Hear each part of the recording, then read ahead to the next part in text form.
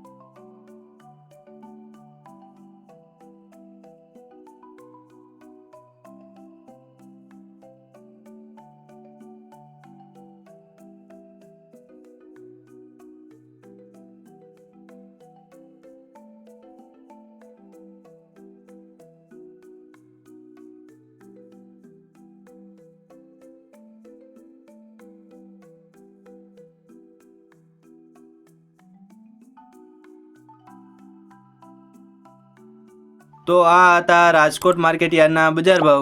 વિડીયોને છેલ્લે સુધી જોવા બદલ આપનો ખૂબ ખૂબ આભાર।